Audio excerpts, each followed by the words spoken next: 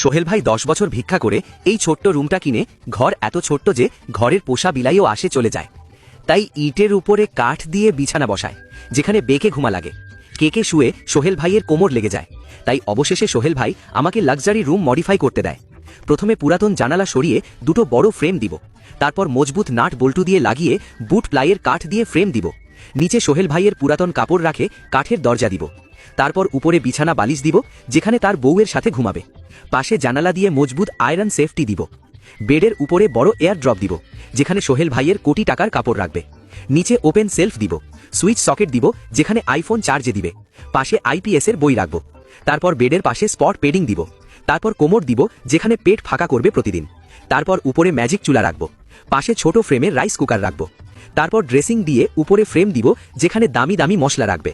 পাশে লাল পানি রাখবো। তারপর সাইডে হুক দিব, যেখানে ব্যাগ ছাতা প্রয়োজন জিনিস রাখবে। কোণে ফোল্ডিং টেবিল দিব, যেখানে সোহেল ভাই ফ্রি ফায়ার খেলবে। উপরে একটা বইয়ের শোপিস দিব। আর টেবিলেই খাওয়া করে টেবিল ফোল্ড করে প্রজেক্টর দিব, যেখানে বসে বসে মুভি দেখবে। প্রিয় বন্ধুরা, সোহেল ভাইয়ের রুমে কি কি কম আছে কমেন্টে জানাও।